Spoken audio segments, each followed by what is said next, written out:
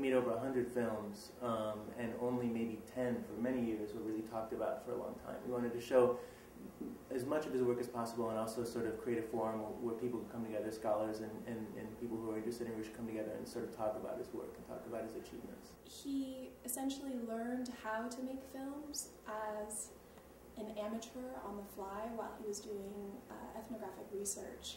And so he created his own tradition of filmmaking. And through these kind of experimental techniques, he broke with a lot of the traditions of French cinema and of cinema more generally. And those new techniques were then brought back to France, and filmmakers like Jean Rouch and François Truffaut were seeing Rouch's films, and they were tremendously influenced by the new energy that he was bringing to cinema. It's said that Rouch was avant-garde or before his time.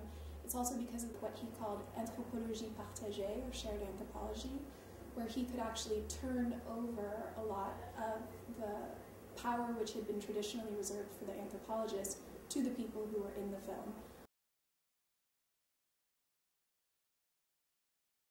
It was made in 1960, and it was released in the fall of 1961.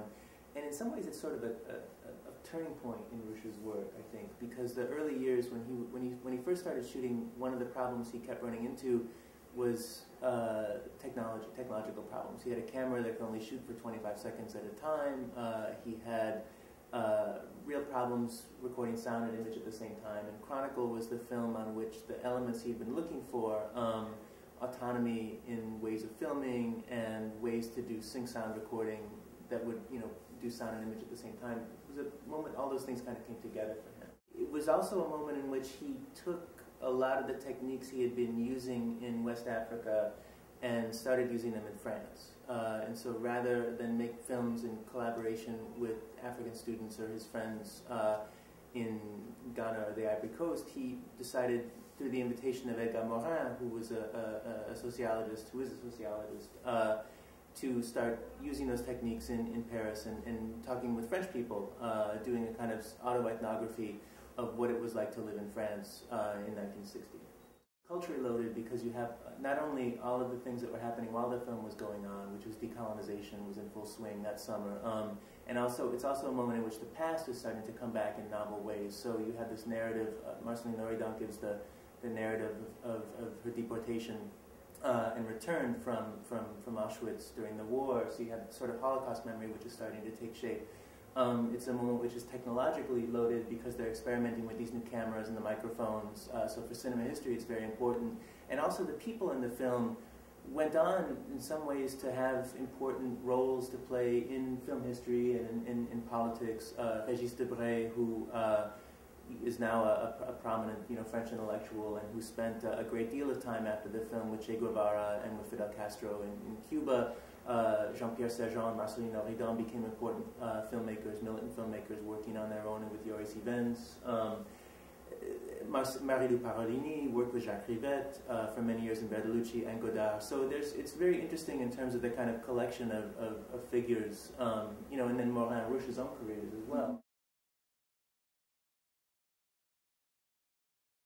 The film itself is responsible for the coining of the term cinema verite, which went on to have a life of its own as a term that was used in filmmaking circles. Cinema verite, the truth in that term, has often been interpreted that Rouch thought he was filming something real or truthful, or that he had some stake or claim on the truth through his filmmaking techniques. And actually, in the film you see that there's a lot of play with the idea of what truth is. And in fact, it's not so much truth in film, it's about the truth of film, which is that there is no truth, ultimately. I think cinema verite in some ways is an expression like the New Wave, it's a way to sort of bring, it's a term which was used in the early 60s to bring together people who were working in very different contexts. The first place I really came across it was in some things that Edgar Morin was writing in 1957, which is several years before the film was actually made. And then when they did make the film, the producer Anatole Daumont liked the expression very much and just, wanted also to turn it into a kind of a marketing phrase. And so the film was marketed as being the first experiment in cinema verite.